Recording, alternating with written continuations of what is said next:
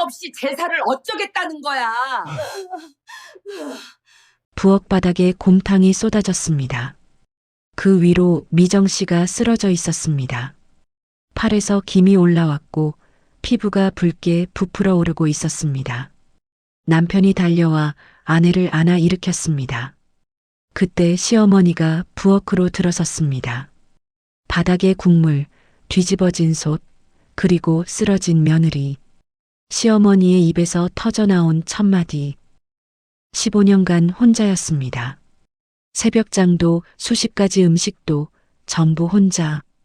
그런 며느리가 화상을 입고 쓰러졌는데 시어머니는 탕 걱정부터 했습니다.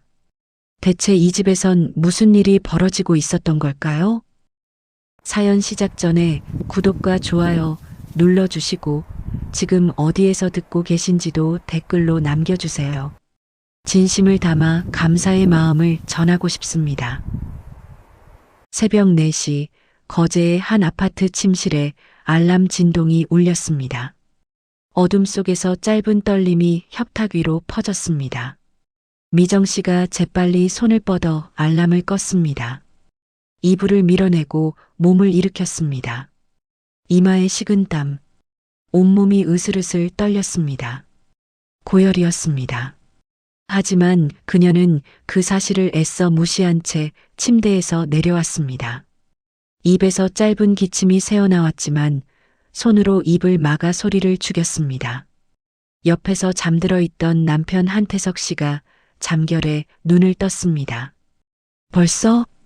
졸음이 덜 깬 그의 목소리가 어둠 속에서 흘러나왔습니다.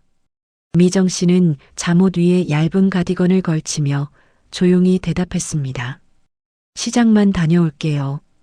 더 자요. 미정 씨는 이불을 남편 어깨까지 끌어올려 주었습니다. 그리고 조용히 침실 문을 닫았습니다. 주방으로 향했습니다. 집안은 고요했고 창밖에는 아직 어둠이 짙게 깔려 있었습니다. 싱크대 위 형광등만이 창백한 빛을 내리쬐고 있었습니다. 그녀는 찬장을 열어 해열제 한 알을 꺼냈습니다. 물컵에 물을 따르는 소리가 탁하고 고요한 주방에 울렸고 그녀는 약을 삼킨 뒤 잠시 눈을 감았습니다. 열이 내려가길 바랐습니다. 아니, 이 모든 것이 끝나길 바라는 건지도 몰랐습니다. 그녀는 식탁 위에 놓인 노트북을 열었습니다. 펜이 돌아가는 소리가 낮게 웅웅거렸고 화면의 푸른 빛이 그녀의 지친 얼굴을 비추었습니다. 화면에는 제사 체크리스트 엑셀 파일이 떠 있었습니다. 생선, 나물, 전, 과일, 탕. 빼곡하게 적힌 항목들이 그녀의 어깨를 짓눌렀습니다. 이번만. 미정 씨가 중얼거렸습니다. 매번 같은 말이었습니다. 새벽 4시 반 현관에서 운동화 끈을 묶고 있을 때 휴대폰이 진동했습니다. 화면에 뜬 이름은 시어머니 장복순이었습니다. 미정 씨는 숨을 한번 고르고 전화를 받았습니다. 자연산만, 국산만, 흠집 없는 걸로. 시어머니의 목소리가 수화기 너머로 쏟아져 나왔습니다. 미정 씨는 현관문에 기대선 채 메모지에 펜을 극적였습니다. 네, 알겠습니다. 새벽 도로를 달려 수산시장, 재래시장, 대형마트, 4시간 동안 3곳을 돌았습니다. 자연산 생선, 국산 나물, 흠집 없는 과일. 봉투가 하나씩 늘어날 때마다 손목이 시큰거렸습니다. 영수증을 꼼꼼히 챙겼습니다. 혹시라도 시어머니가 물으면 보여줘야 했습니다. 수산시장에서 제철 생선을 고르며 가격을 물었습니다. 상인이 계산기를 두드리며 말했습니다. 이 정도면 제일 좋은 거요. 근데 좀 나가. 미정 씨는 잠시 망설였습니다. 자연산, 흠집 없는 것. 시어머니의 목소리가 귓가에 맴돌았습니다. 결국 그녀는 고개를 끄덕였습니다. 네, 주세요. 봉투에 담긴 생선의 무게가 손목을 끌어당겼습니다. 제사 한 번이 한 달 생활비를 흔드는 일이 어제 오늘 일은 아니었지만 그래도 매번 속이 쓰렸습니다. 돈과 체면 사이에서 줄어드는 것은 늘 자신의 몫이었습니다.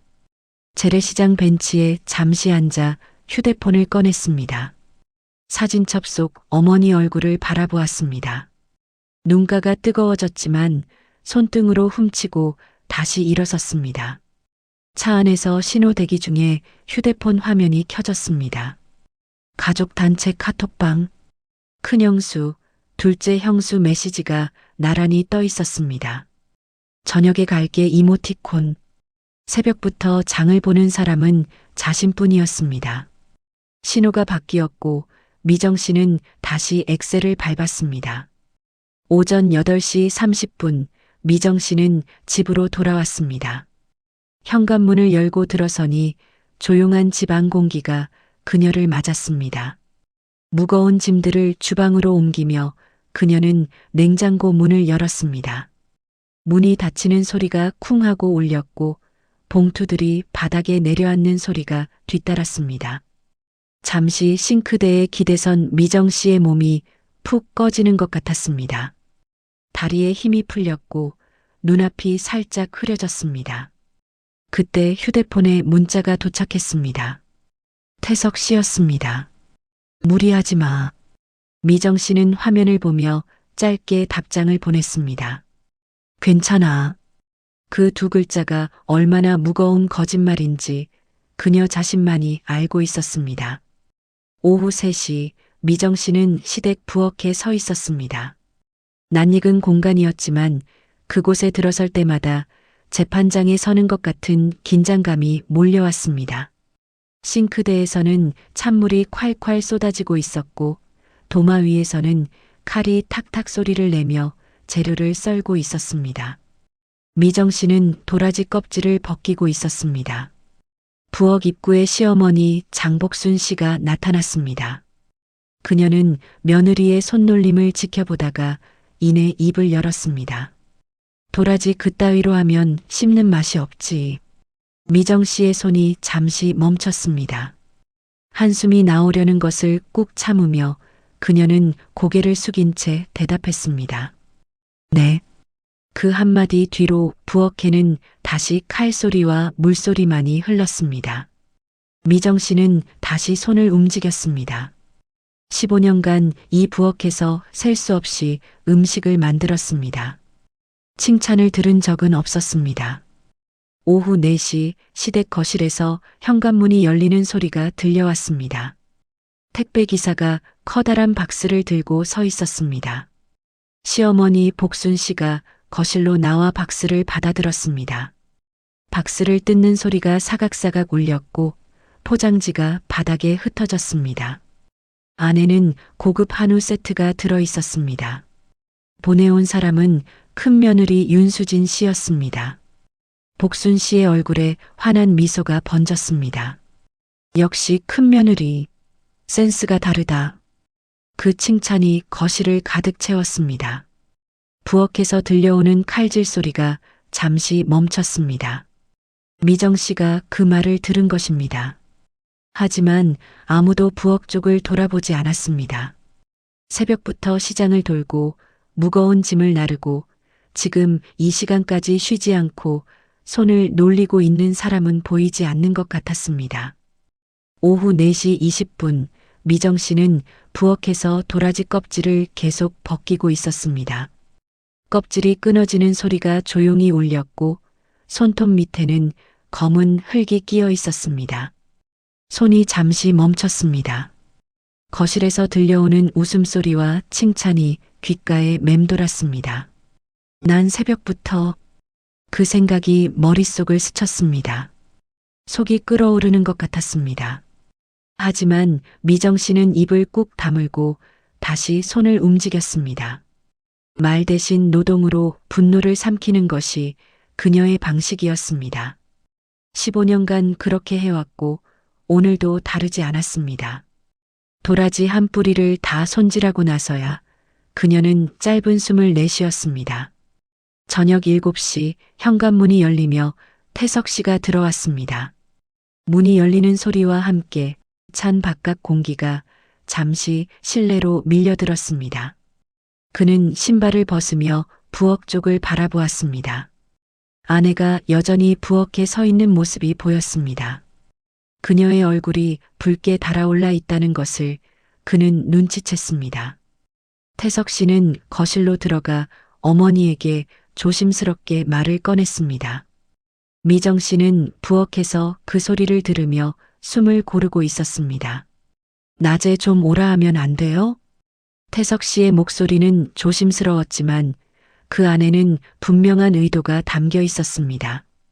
형수들에게 낮 시간에 와서 도와달라고 요청해 보자는 것이었습니다. 아주 작은 희망 같은 것이었습니다. 저녁 7시 10분 거실의 공기가 싸늘하게 변했습니다. TV에서는 뉴스 소리가 흘러나오고 있었고 시어머니 복순 씨는 리모컨을 딸깍 내려놓으며 아들을 바라보았습니다. 그녀의 눈빛이 날카로워졌습니다. 남의 집 흉 보지 마라. 단호한 목소리였습니다. 형수들의 험담을 하느냐는 뜻이었습니다. 태석 씨는 더 이상 말을 잇지 못했습니다. 안방에서 기침 소리가 들렸습니다. 시아버지였습니다. 하지만 아무도 그쪽을 돌아보지 않았습니다. 부엌에서 미정 씨는 그 대화를 듣고 있었습니다. 그녀는 남편을 향해 눈으로 말했습니다. 그만. 더 이상 말해봤자 소용없다는 것을 그녀는 알고 있었습니다. 태석 씨는 입을 다물었습니다. 거실에는 TV 소리만이 공허하게 울렸습니다. 밤 11시 미정 씨는 집 침실 침대에 앉아 있었습니다. 하루 종일 움직인 몸이 천근만근 무거웠습니다. 태석 씨가 체온계를 가져왔습니다. 삑소리와 함께 숫자가 떠올랐습니다. 38도 가까이. 열이 내리지 않고 있었습니다. 태석 씨의 얼굴에 걱정이 어렸습니다. 오늘은 못 간다고 해. 그의 목소리에는 간절함이 묻어 있었습니다. 하지만 미정 씨는 고개를 저었습니다. 서랍에서 마지막 남은 해열제 한 알을 꺼내며 포장지를 찢었습니다. 은박지가 찢어지는 소리가 조용한 침실에 울렸습니다. 안 돼요, 제사잖아요. 그 말에 태석 씨는 아무 대답도 하지 못했습니다. 제사라는 두 글자 앞에서 아내의 몸 상태는 언제나 뒷전이었습니다. 미정 씨는 약을 삼키고 침대에 누웠습니다. 천장을 바라보는 그녀의 눈에는 피로와 체념이 함께 담겨 있었습니다. 다음 날 새벽 4시 40분 미정 씨는 다시 차를 몰고 새벽 도로를 달렸습니다.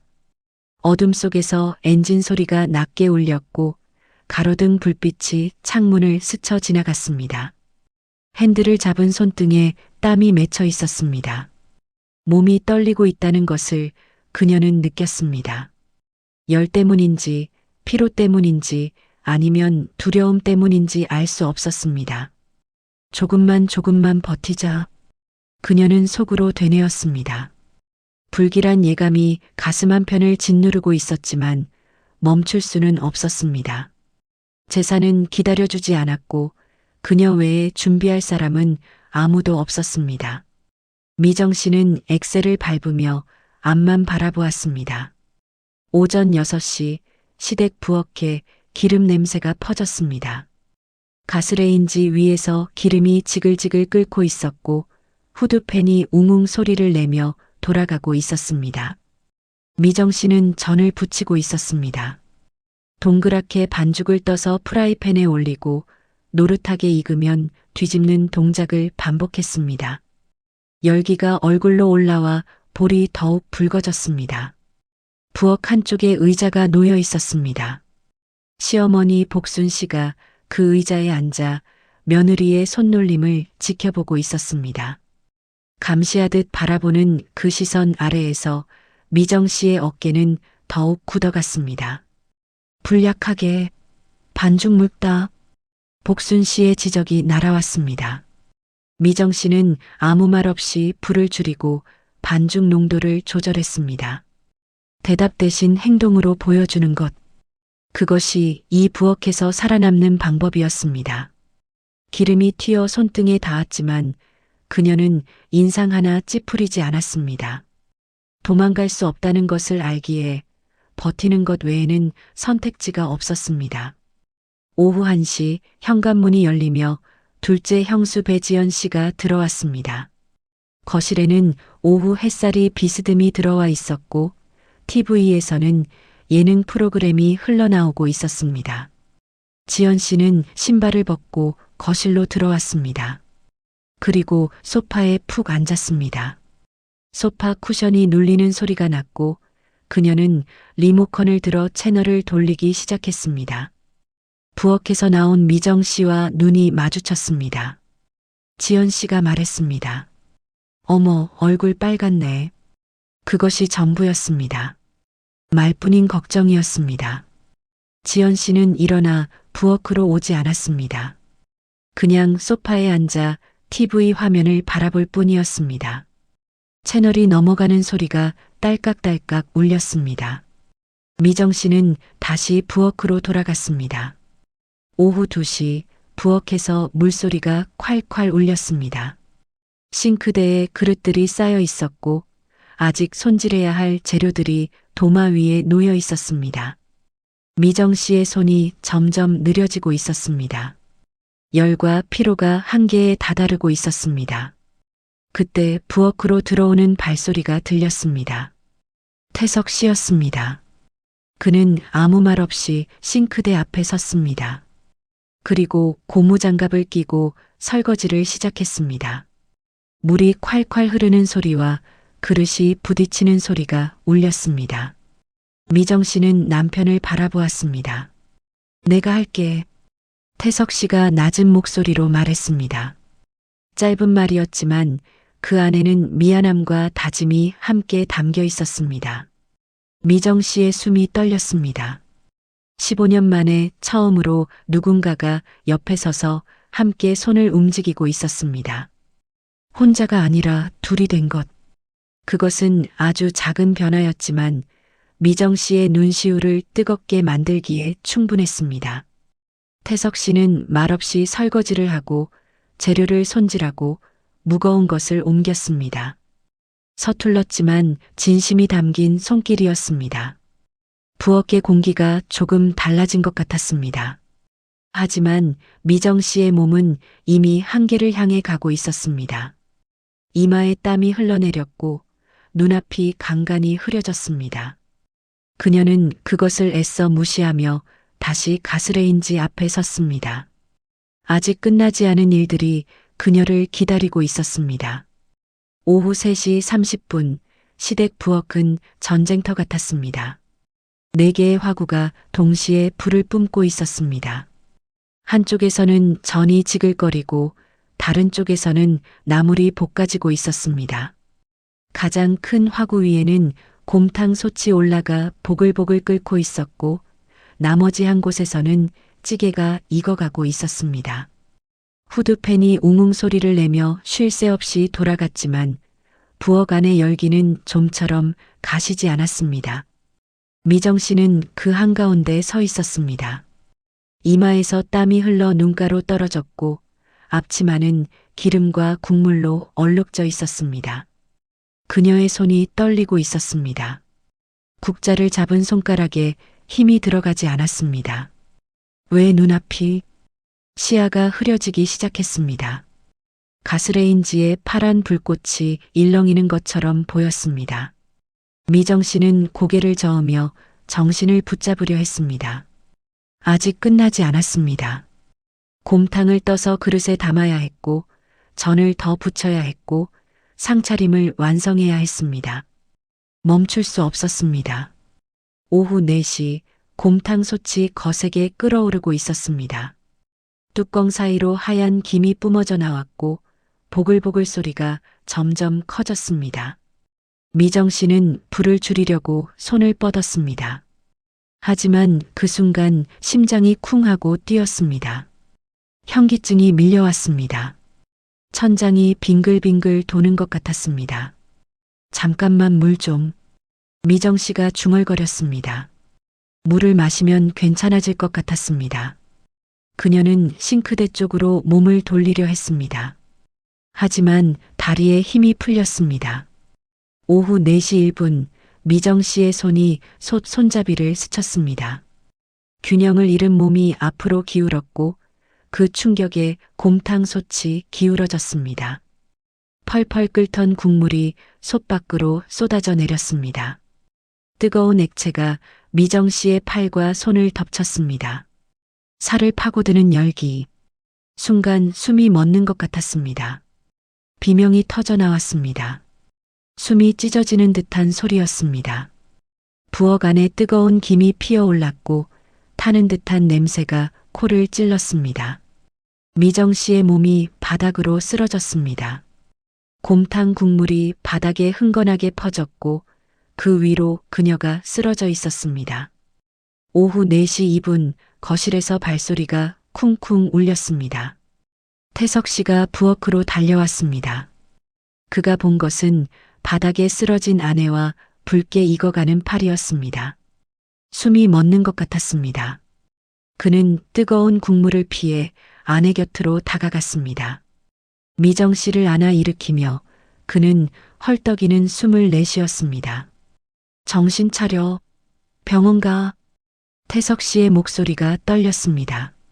미정 씨의 눈이 반쯤 감겨 있었습니다. 의식이 희미해지고 있었습니다. 태석 씨는 아내를 부축하며 일으켜 세웠습니다. 빨리 병원으로 가야 했습니다.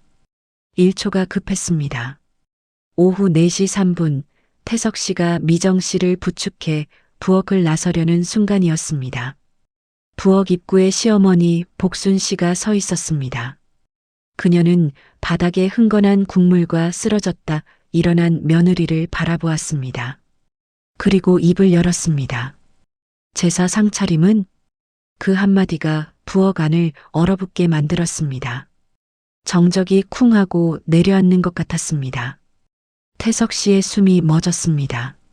아내가 화상을 입고 쓰러졌는데 어머니의 첫마디가 상차림이라니 믿을 수 없었습니다. 탕도 없이 제사를 어쩌겠다는 거야. 복순 씨가 말을 이었습니다.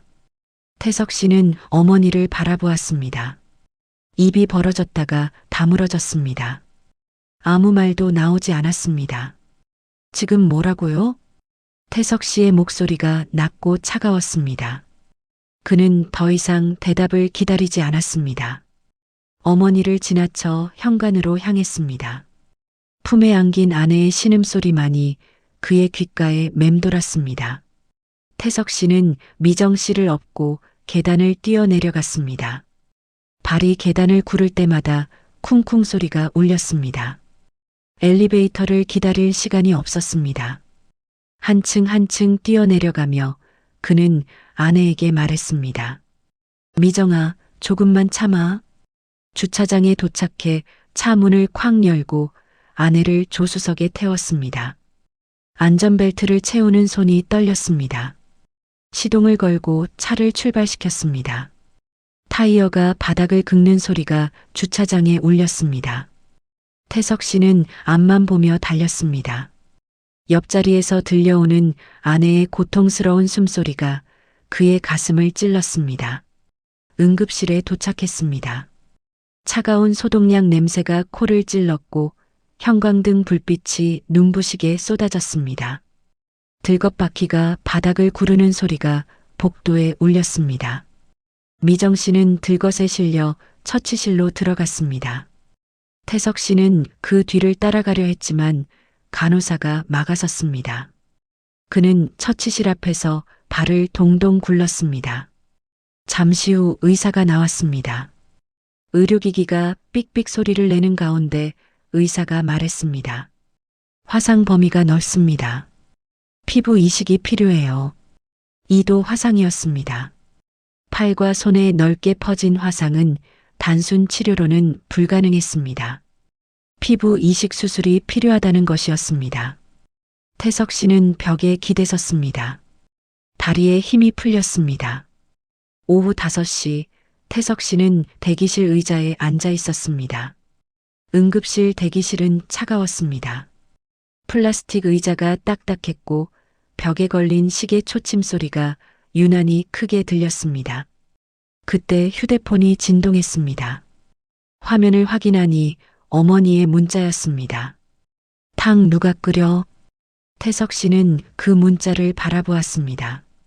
화면의 차가운 빛이 그의 얼굴을 비추었습니다. 연이어 진동이 울렸습니다. 같은 질문이었습니다. 아내가 수술을 기다리고 있는 이 순간에도 어머니의 관심은 오직 제사 음식뿐이었습니다. 사람이 먼저다. 태석 씨는 속으로 되뇌었습니다. 그는 휴대폰을 주머니에 넣었습니다. 대답하지 않았습니다. 대답할 수 없었습니다. 그의 마음속에서 무언가가 단단하게 굳어지고 있었습니다. 밤 11시 30분, 병실은 고요했습니다. 창밖에는 어둠이 깔려 있었고 수액이 똑똑 떨어지는 소리만이 정막을 깨뜨렸습니다. 미정 씨는 침대에 누워 잠들어 있었습니다. 화상 부위에 붕대가 감겨 있었고 얼굴에는 지침과 고통의 흔적이 남아 있었습니다. 태석 씨는 아내 곁에 앉아 있었습니다. 무언가를 해야 할 것 같은데 아무것도 할 수 없는 무력감이 그를 짓눌렀습니다. 그때 미정 씨의 휴대폰에 알림이 떴습니다. 그는 무심코 화면을 보았습니다. 메모 앱이 열려 있었습니다. 폴더 이름이 눈에 들어왔습니다. 엄마. 태석 씨는 손을 뻗어 휴대폰을 집어들었습니다. 폴더를 열자 메모들이 줄줄이 나타났습니다. 하나, 둘, 셋. 세어보니 183개였습니다. 그는 메모들을 하나씩 읽기 시작했습니다. 엄마, 나 오늘도. 첫 번째 메모가 그렇게 시작되었습니다. 돌아가신 장모님에게 보내는 편지 같은 것이었습니다. 시댁 제사 때문에 힘들다는 이야기, 형수들은 도와주지 않는다는 이야기, 아무에게도 말할 수 없어서 혼자 삼킨다는 이야기. 15년간의 고통이 그 메모들 속에 고스란히 담겨 있었습니다. 태석 씨의 손이 떨렸습니다. 메모를 넘길 때마다 가슴이 조여왔습니다. 아내가 얼마나 힘들었는지 그는 몰랐습니다. 아니, 알려고 하지 않았습니다. 괜찮다는 말에 안심하고 그것이 진짜 괜찮음이라고 믿고 싶었던 것입니다. 눈가가 뜨거워졌습니다. 병실의 정막 속에서 그는 아내의 15년을 처음으로 읽었습니다. 새벽 5시, 창밖으로 새벽빛이 희미하게 번지고 있었습니다. 태석 씨는 밤새 잠을 이루지 못했습니다. 그는 자신의 휴대폰을 꺼내 들었습니다. 가족 단체 카톡방을 열었습니다. 수십 개의 메시지가 쌓여 있었습니다. 탕은 어떻게 하느냐, 제사는 어떻게 되느냐, 불만과 질문들이 가득했습니다. 그 어떤 메시지에도 미정 씨의 상태를 묻는 말은 없었습니다. 태석 씨는 오른쪽 상단의 버튼을 눌렀습니다. 나가기를 선택했습니다. 클릭 소리가 새벽 병실에 작게 울렸습니다. 화면에 채팅방을 나갔습니다라는 메시지가 떴습니다. 그는 휴대폰을 내려놓고 창밖을 바라보았습니다. 이제 내가 정리한다. 태석 씨는 낮게 중얼거렸습니다. 새벽빛이 병실 안으로 길게 들어왔습니다. 침대에 누운 아내의 얼굴 위로 부드러운 빛이 내려앉았습니다. 그는 아내의 손을 조심스럽게 잡았습니다. 15년간 방관자였던 그가 이제 무언가를 해야 할 때가 왔습니다. 관계의 기준을 바꿀 때가 왔습니다. 며칠이 지났습니다. 병원 복도에는 소독약 냄새가 은은하게 퍼져 있었고 간호사들의 발걸음 소리가 규칙적으로 울렸습니다. 태석 씨는 병원 대기실 구석 테이블에 앉아 있었습니다. 테이블 위에는 서류들이 쌓여 있었습니다. 펜이 종이 위를 긁는 소리가 났고 스테이플러가 철컥철컥 소리를 내며 서류들을 묶었습니다. 태석 씨는 15년간의 제사 비용을 정리하고 있었습니다. 장본 영수증, 카드 명세서, 교통비, 시간. 모든 것을 숫자로 환산했습니다. 그리고 이번 사고로 인한 치료비와 수술비, 앞으로 필요할 재활 비용까지 꼼꼼하게 기록했습니다. 서류철이 두툼해졌습니다. 말로는 안 바뀐다. 보여줘야 해. 태석 씨는 중얼거렸습니다. 감정만으로는 이 가족을 움직일 수 없다는 것을 그는 알았습니다. 증거가 필요했습니다. 눈에 보이는 숫자가 필요했습니다. 그래야 아무도 부정할 수 없을 것이었습니다.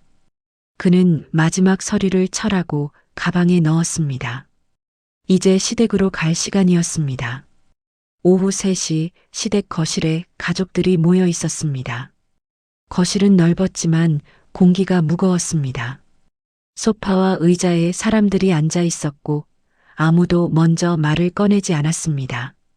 벽에 걸린 시계의 초침 소리가 똑딱똑딱 유난히 크게 들렸습니다. 탁자 위에 놓인 찻잔에서 김이 피어올랐지만 아무도 손을 대지 않았습니다. 시아버지 한기철 씨가 안방에 계셨고 시어머니 복순 씨는 소파 한쪽에 앉아 있었습니다. 큰형 한성재 씨와 큰형수 윤수진 씨가 나란히 앉아 있었고 둘째 형 내외도 자리하고 있었습니다. 배지연 씨는 어색한 표정으로 손을 만지작거리고 있었습니다. 태석 씨가 거실 중앙에 섰습니다. 그의 손에는 두툼한 서류철이 들려 있었습니다. 할 말 있습니다. 태석 씨가 입을 열었습니다. 그 한마디에 거실의 공기가 더욱 팽팽해졌습니다. 누군가 찻잔을 내려놓는 소리가 탁 하고 울렸습니다. 모두의 시선이 태석 씨에게 쏠렸습니다. 불편한 침묵이 거실을 가득 채웠습니다. 태석 씨는 서류철을 열었습니다. 그리고 첫 번째 서류를 탁자 위에 내려놓았습니다.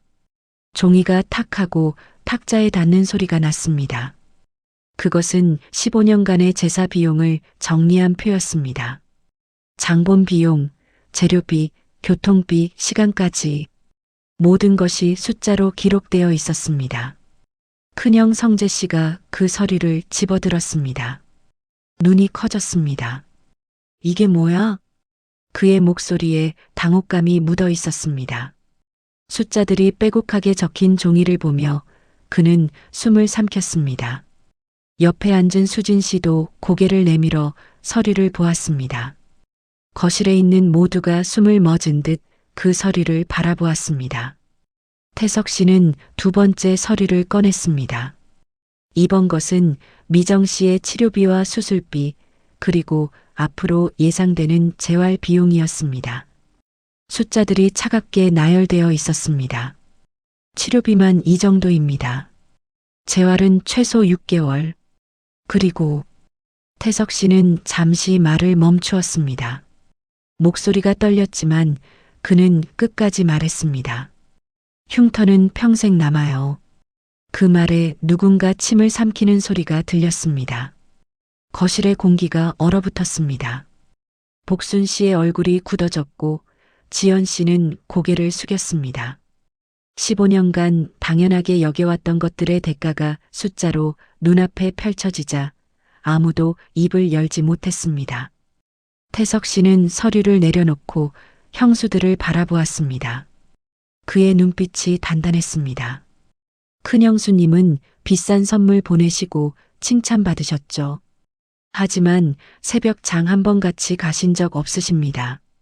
수진 씨의 얼굴이 붉어졌습니다. 태석 씨의 시선이 지연 씨에게로 옮겨갔습니다. 둘째 형수님은 그날도 거실에서 TV 보셨죠. 리모컨 딸깍거리던 소리가 회상처럼 떠올랐습니다. 지연 씨는 고개를 들지 못했습니다. 소파 쿠션을 움켜쥔 그녀의 손이 하얗게 질려 있었습니다. 태석 씨는 담담하게 말을 이었습니다. 제 아내가 고열에 시달리면서 전을 부치는 동안 거실에 앉아 채널을 돌리셨습니다. 얼굴 빨갛다고 말씀하셨죠. 말뿐이었습니다. 거실에 무거운 침묵이 내려앉았습니다. 태석 씨의 말 한마디 한마디가 모처럼 박혔습니다. 책임의 소재가 이름으로 불리자 더 이상 숨을 곳이 없었습니다. 큰형 성재 씨가 벌떡 일어섰습니다. 의자가 끌리는 소리가 거실에 울렸습니다. 그의 얼굴이 불그락푸르락했습니다. 너 지금 나한테. 성재 씨가 태석 씨를 향해 다가갔습니다. 공기가 흔들리는 것 같았습니다. 주먹이라도 날아올 것 같은 분위기였습니다. 태석 씨는 물러서지 않았습니다. 형의 눈을 똑바로 바라보았습니다. 그때였습니다. 탁! 지팡이가 바닥을 찍는 소리가 안방 쪽에서 들려왔습니다. 모두의 시선이 그쪽으로 쏠렸습니다. 시아버지 한기철 씨가 지팡이를 짚고 안방에서 나오고 있었습니다. 허리가 굽은 노인의 걸음이었지만 그 발걸음에는 무게가 실려 있었습니다. 기철 씨가 거실 한가운데 섰습니다. 닥쳐. 낮고 단호한 목소리였습니다. 단 한마디였지만 그 말에 거실 전체가 얼어붙었습니다. 성재 씨가 멈칫하며 뒤로 물러섰습니다. 지팡이가 다시 한번 바닥을 탁 찍었습니다.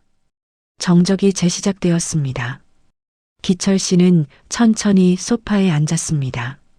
그리고 탁자 위에 놓인 서류들을 바라보았습니다. 한참을 말없이 숫자들을 들여다보았습니다. 주름진 손이 종이 위를 스쳤습니다. 내가 몰랐다. 기철 씨가 입을 열었습니다.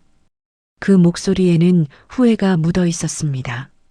아니, 알고도 모른 척했다. 막내 며느리가 다 하니까 편했어. 그게 당연한 줄 알았어. 거실에 있는 누구도 입을 열지 못했습니다. 시어버지의 고백이 무겁게 내려앉았습니다. 기철 씨는 서류를 정리하며 말을 이었습니다. 오늘부터 규칙을 정한다. 그는 종이 한 장을 꺼내 탁자 위에 놓았습니다. 그 위에는 이미 글씨가 적혀 있었습니다. 언제 준비한 것인지 아들의 서류를 보기 전부터 생각하고 있었던 것 같았습니다. 제사 비용, 부모가 50%, 나머지는 형제들이 각각 25%씩. 기철 씨의 목소리는 단호했습니다. 더 이상 협상의 여지가 없다는 뜻이었습니다. 성재 씨가 무언가 말하려 했지만 아버지의 눈빛에 입을 다물었습니다. 입 다물고 보태. 기철 씨가 못을 박았습니다. 종이가 정리되는 소리가 났고 누군가 고개를 끄덕이는 것이 보였습니다. 분담의 규칙이 선언되는 순간이었습니다. 기철 씨는 말을 이었습니다. 그리고 제사, 간소화한다. 음식 가짓수 줄이고 순번제로 한다. 그 말에 복순 씨가 고개를 들었습니다. 하지만 남편의 눈빛을 보고는 아무 말도 하지 못했습니다. 기철 씨는 자식들을 하나하나 바라보며 말했습니다. 막내만 시키지 마. 이제부터는 돌아가면서 한다. 그 선언이 거실에 울렸습니다. 15년간 이어져 온 막내 독박 구조가 끊어지는 순간이었습니다. 누군가 한숨을 내쉬었고 누군가는 훌쩍이는 소리를 냈습니다. 재발 방지의 약속이 공식적으로 선언된 것입니다. 태석 씨는 서류철을 가방에 넣었습니다. 할 말은 다 했습니다. 이제 남은 것은 아내에게 돌아가는 것이었습니다. 그는 가족들에게 짧게 인사하고 현관으로 향했습니다. 시댁 복도를 걸으며 태석 씨의 다리가 후들거렸습니다. 긴장이 풀리자 온몸에서 힘이 빠져나가는 것 같았습니다. 엘리베이터 버튼을 누르자 딩 소리와 함께 문이 열렸습니다. 그는 안으로 들어섰습니다. 엘리베이터 안에서 그는 벽에 기대어 눈을 감았습니다. 주차장으로 내려가는 동안 창문 너머로 노을빛이 보였습니다. 해가 지고 있었습니다. 붉은 빛이 하늘을 물들이고 있었고 그 빛이 엘리베이터 안으로 길게 들어왔습니다. 태석 씨는 그 빛을 바라보았습니다. 엘리베이터 문이 열렸습니다. 태석 씨는 주차장으로 걸어 나갔습니다. 노을빛이 콘크리트 바닥 위로 길게 뻗어 있었습니다. 그는 차 문을 열고 운전석에 앉았습니다. 잠시 핸들 위에 이마를 대고 눈을 감았습니다.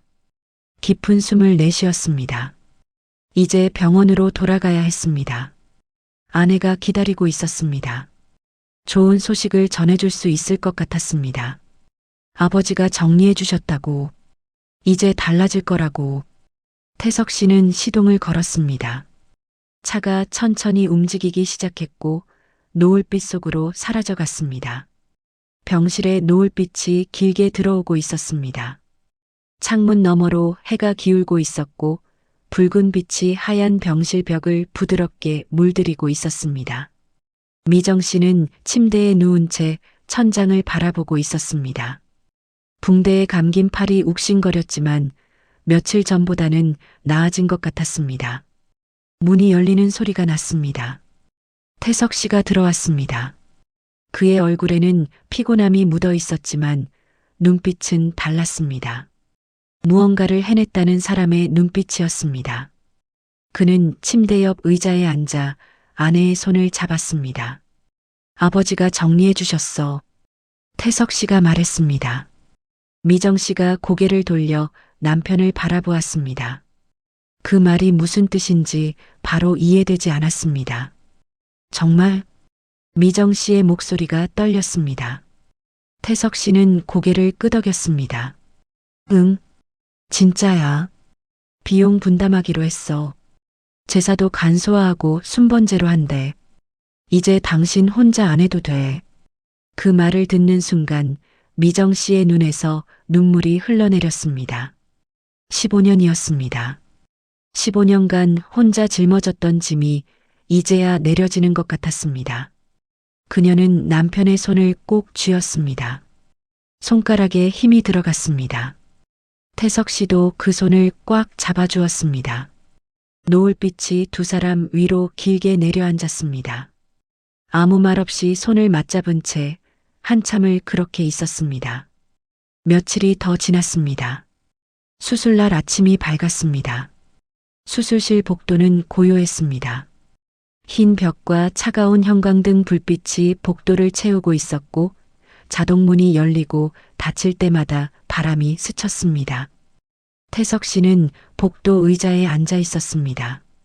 다리를 떨고 손을 깍지 끼고 일어나서 왔다 갔다 하기를 반복했습니다. 벽에 걸린 시계의 초침이 똑딱똑딱 움직이고 있었습니다. 수술은 4시간 예정이었습니다. 그 시간이 얼마나 긴지 태석 씨는 처음 알았습니다. 1분이 1시간처럼 느껴졌습니다. 그는 창밖을 바라보았습니다. 햇빛이 복도 바닥에 길게 드리워져 있었습니다. 이번엔 내가 지킨다. 태석 씨는 속으로 되뇌었습니다.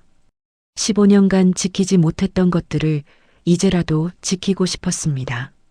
수술이 잘 되기를, 아내가 건강하게 돌아오기를 빌었습니다. 발걸음이 복도를 왕복했고 시계의 초침은 느리게 움직였습니다. 저녁 무렵 수술실 문이 열렸습니다. 의사가 마스크를 내리며 나왔습니다. 태석 씨가 급히 다가갔습니다. 심장이 두근거렸습니다. 수술 잘 됐습니다. 그 한마디에 태석 씨의 무릎에서 힘이 빠졌습니다. 벽에 손을 짚으며 그는 안도의 숨을 내쉬었습니다. 잘 됐다. 잘 됐다. 그 말이 머릿속에서 맴돌았습니다. 회복실로 옮겨진 미정 씨는 마취에서 깨어나고 있었습니다. 심전도 기계가 규칙적으로 삑삑 소리를 내고 있었고 수액이 똑똑 떨어지고 있었습니다. 미정 씨가 천천히 눈을 떴습니다. 흐릿한 시야 속에서 그녀가 처음 찾은 것은 남편이었습니다. 끝났어요? 미정 씨의 목소리가 갈라져 나왔습니다. 태석 씨가 그녀의 손을 잡았습니다. 손가락을 꽉 쥐며 그가 말했습니다. 잘 됐대. 이제 괜찮아. 미정 씨의 입가에 희미한 미소가 떠올랐습니다. 손가락에 힘이 들어갔습니다. 서로의 손을 꼭 쥔 채 두 사람은 아무 말 없이 마주 보았습니다. 회복실의 차가운 공기 속에서도 그 온기는 따뜻했습니다. 퇴원 후 미정 씨는 집으로 돌아왔습니다.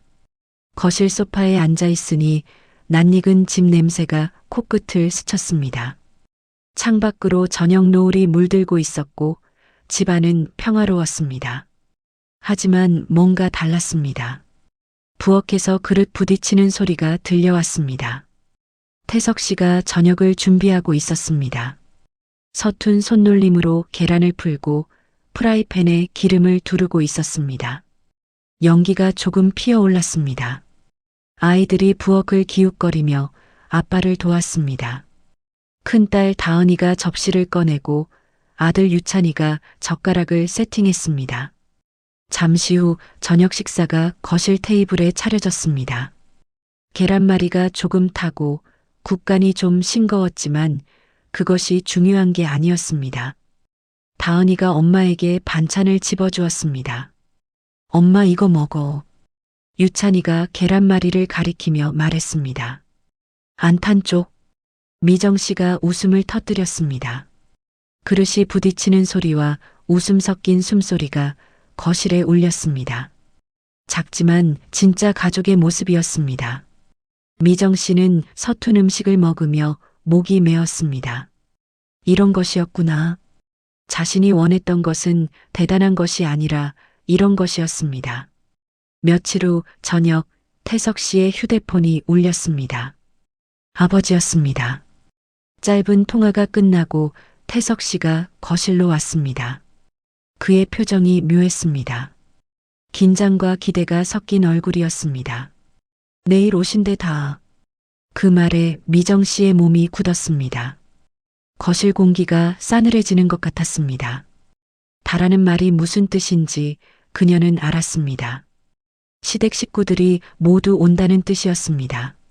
전화가 끊긴 뒤에도 거실에는 무거운 침묵이 흘렀습니다. 미정 씨는 창밖을 바라보았습니다. 내일이 두렵기도 하고 기대되기도 했습니다.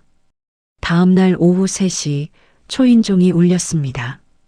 미정 씨는 소파에 앉아 있었고 태석 씨가 문을 열었습니다. 시댁 식구들이 하나둘 들어왔습니다. 시아버지 기철 씨가 지팡이를 짚고 들어섰고 시어머니 복순 씨가 그 뒤를 따랐습니다. 큰형 내외, 둘째 형 내외도 함께였습니다. 좁은 거실이 사람들로 채워졌습니다. 하지만 아무도 쉽게 말을 꺼내지 못했습니다. 어색한 침묵이 거실을 감쌌습니다. 서로의 눈을 마주치지 못하고 손을 만지작거리고 헛기침을 했습니다. 거실의 공기가 무거웠습니다. 먼저 입을 연 것은 시아버지 기철 씨였습니다. 그는 지팡이를 탁 바닥에 짚으며 소파에 앉았습니다. 그리고 미정 씨를 바라보았습니다. 주름진 얼굴에 후회가 서려 있었습니다. 내가 모른 척했다. 기철 씨의 목소리가 낮게 울렸습니다. 숨을 고르며 그가 말을 이었습니다. 내가 힘든 거 알면서도 편한 대로 살았어. 미안하다. 그 말에 거실이 조용해졌습니다. 시아버지가 직접 사과를 하는 것을 본 적이 없었습니다. 미정 씨는 고개를 숙인 채 눈물을 참았습니다. 그 다음은 시어머니 복순 씨였습니다. 그녀는 한참을 망설였습니다. 입술이 떨렸습니다. 그날 내가 쓰러졌는데 나는 국부터 걱정했다. 말이 끊겼습니다. 복순 씨가 고개를 숙였습니다. 미안하다. 그 말에 미정 씨의 눈에서 눈물이 터져 나왔습니다. 참고 참았던 것들이 한꺼번에 쏟아져 나왔습니다. 어깨가 들썩였습니다. 훌쩍이는 소리가 거실에 울렸습니다.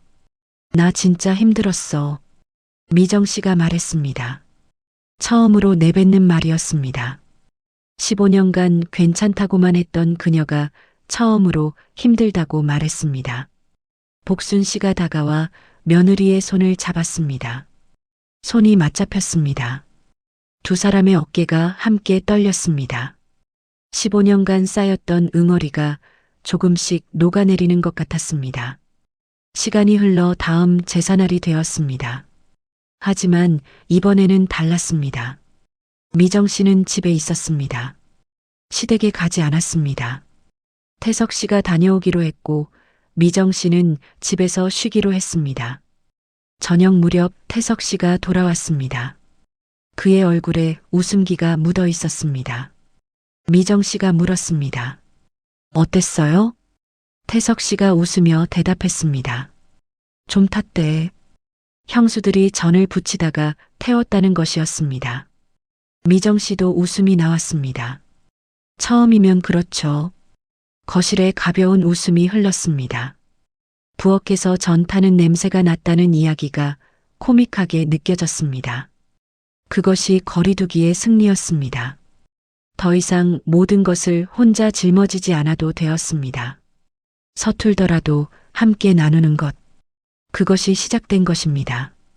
그날 밤 미정 씨는 노트북 앞에 앉았습니다. 화면의 푸른 빛이 그녀의 얼굴을 비추었습니다. 메모 앱을 열었습니다. 엄마 폴더가 눈에 들어왔습니다. 183개의 메모가 들어있는 폴더였습니다. 15년간의 고통과 외로움이 담긴 곳이었습니다. 미정 씨는 폴더를 선택했습니다. 그리고 삭제 버튼 위에 커서를 올렸습니다. 손가락이 잠시 멈췄습니다. 이 메모들을 지우는 것이 과거를 지우는 것 같았습니다. 하지만 동시에 새로운 시작을 의미하기도 했습니다.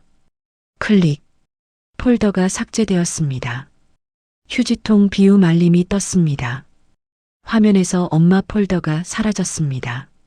미정 씨는 화면을 바라보았습니다. 후련함과 슬픔이 동시에 밀려왔습니다. 이젠 여기서 멈출게. 미정 씨는 속으로 중얼거렸습니다. 더 이상 혼자 삼키지 않기로 했습니다. 더 이상 괜찮은 척하지 않기로 했습니다. 이것은 스스로에게 주는 졸업장 같은 것이었습니다. 며칠 후 바닷바람이 부는 오전이었습니다. 미정 씨와 태석 씨는 납골당을 찾았습니다. 바다가 보이는 언덕 위에 자리한 납골당이었습니다. 바람이 불어와 옷자락을 흔들었고 멀리서 파도 소리가 들려왔습니다. 미정 씨는 어머니의 자리 앞에 섰습니다. 손에는 하얀 백합 한 다발이 들려 있었습니다. 그녀는 꽃을 내려놓고 잠시 눈을 감았습니다. 바람이 꽃잎을 흔들었습니다. 엄마, 나 이제 괜찮아. 미정 씨가 말했습니다. 그 목소리에는 더 이상 체념이 없었습니다. 진심으로 괜찮다는 말이었습니다. 내 자리를 찾았다는 말이었습니다. 옆에 선 태석 씨도 고개를 숙였습니다. 늦어서 죄송합니다. 그는 장모님께 인사를 드렸습니다. 15년간 지키지 못했던 것에 대한 사과이기도 했습니다. 바람이 두 사람의 옷자락을 스쳤습니다. 미정 씨는 하늘을 올려다보았습니다. 파란 하늘에 흰 구름이 흘러가고 있었습니다. 가슴이 시원했습니다.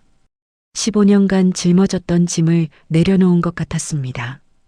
더 이상 막내 며느리라는 이유로 모든 것을 감당하지 않아도 되었습니다. 경계를 세우고 목소리를 내고 자신의 자리를 찾은 것입니다. 두 사람은 천천히 납골당을 떠났습니다. 발걸음이 멀어지는 소리가 바람 속에 섞여 들렸습니다. 뒤돌아보니 백합꽃잎이 바람에 흔들리고 있었습니다. 미정 씨는 남편의 손을 잡았습니다. 태석 씨도 그 손을 꽉 쥐었습니다. 앞으로의 삶이 완벽하지는 않을 것입니다. 시어머니의 잔소리가 완전히 사라지지는 않을 것이고 형수들과의 관계가 하루아침에 친밀해지지는 않을 것입니다. 하지만 이제는 달랐습니다. 혼자가 아니었습니다. 목소리를 낼 수 있었습니다. 그것만으로도 충분했습니다. 바닷바람이 두 사람의 등 뒤로 불어왔습니다. 앞에는 새로운 길이 펼쳐져 있었습니다. 미정 씨와 태석 씨는 나란히 그 길을 걸어갔습니다. 멀어지는 발걸음 소리가 바람 속으로 흩어졌습니다. 오늘 사연 어떠셨나요? 구독, 좋아요 잊지 마시고 마음속 울림을 댓글로 남겨주세요. 더 살맛나는 사연으로 찾아뵙겠습니다. 감사합니다.